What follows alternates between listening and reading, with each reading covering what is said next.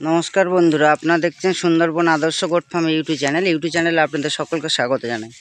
তো বন্ধুরা, এখন কিন্তু বিকালের সময় আমি কিন্তু আমার ফার্মের ছাগলগুলিকে কিন্তু আজ কিন্তু গ্রেজিংয়ে এনেছি বা বাইরে চড়াতে এনেছি। তো অনেকেই আমাকে প্রশ্ন করেন বা কমেন্ট বক্সে লেখেন, দাদা আপনার ফার্মের অনেক দিনের ভিডিও পাই না, বা আপনার ফার্মের ছাগলগুলি কেমন আছে বা কটি আছে সে বিষয়ে কিন্তু আজকে কিন্তু আমি একটি পূর্ণ ভিডিও শেয়ার করব বা তুলে ধরবো। তো ভিডিওটি আশা করি সকলের ভালো লাগবে।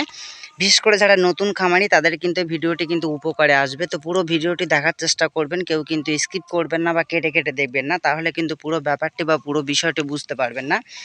তো বিকালের সময় এখন কিন্তু পুরোপুরি কিন্তু পরিষ্কার কিন্তু আকাশ, এখন কিন্তু বৃষ্টি কিন্তু একদমই নেই, রৌদ্র করজ্জ্বল কিন্তু আবহাওয়া। তো এখন কিন্তু ওদের কিন্তু আমি কিন্তু ফার্মের বাইরে কিন্তু বের করেছি গ্রেজিং করানোর জন্য। আমার কিন্তু প্রায় 1.5 বিঘার মতো জায়গা কিন্তু দেশি ঘাস লাগানো আছে। দেখুন বন্ধুরা, কতটা সুন্দর দেশি ঘাস হয়েছে।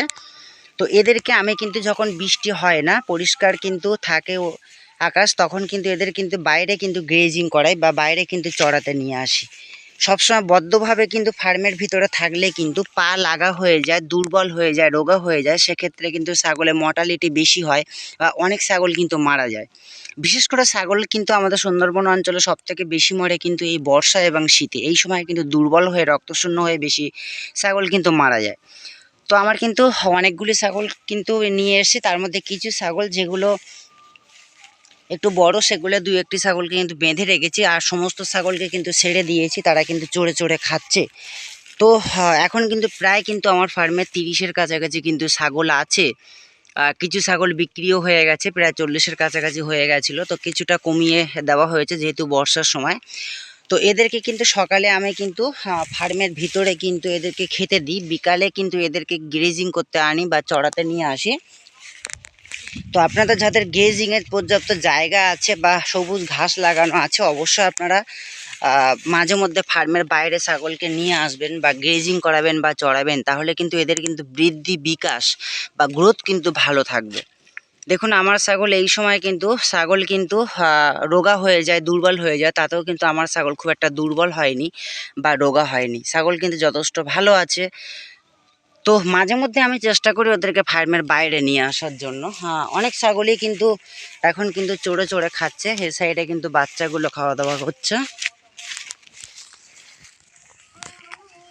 দেখুন বন্ধুরা, একটি খাসি ছাগল, তারও কিন্তু যথেষ্ট গ্রোথ আছে বা ভালো চেহারা আছে। তো মাঝে মধ্যে আমি চেষ্টা করি সব ছাগলগুলিকে বাইরে নিয়ে আসার জন্য। প্রত্যেকটা ছাগলকে এইভাবে কিন্তু অনেকটা লং হয়ে গেছে বা দূরত্বে কিন্তু অনেক ছাগল কিন্তু খাওয়া দাওয়া করছে। তো সব ছাগলের ভিডিও করা কিন্তু সম্ভব হচ্ছে না। কিছু বাচ্চা কিন্তু এ সাইডে দেখুন, এখানে কিন্তু ধনচে গাছ লাগানো আছে, দেশি ঘাস হয়ে আছে, পাতি হয়ে আছে, অনেক রকমের ঘাস কিন্তু হয়ে আছে। তো এর ভেতর দিয়ে কিন্তু আমার কিন্তু ছাগলের বাচ্চারা কিন্তু চড়ে চড়ে খায়। দেখুন, অনেকগুলি বাচ্চা কিন্তু এখানে খাওয়া দাওয়া করছে। তো বাচ্চাগুলো কিন্তু যথেষ্ট ভালো আছে।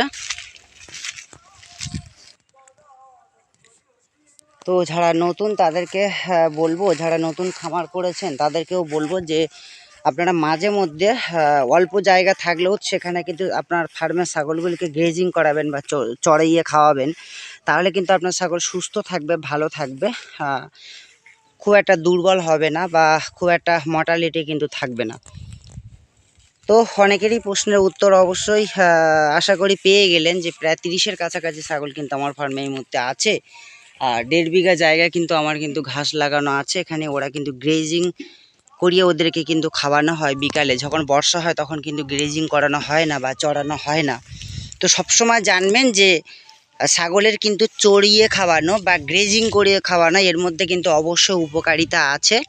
এতে কিন্তু এদের কিন্তু শারীরিক কিন্তু বৃদ্ধি হয়, বিকাশ হয়, বা এরা কিন্তু অনেকটা ফিট থাকে, সুস্থ থাকে। সবসময় কিন্তু বন্দিভাবে কিন্তু ফার্মের ভেতরে খাওয়া দাওয়া করলে সেক্ষেত্রে দুর্বল হয়, রোগা হয়, হাঁটাচলা না করতে পেরে কিন্তু অনেক কিন্তু মর্টালিটি বেড়ে যায়।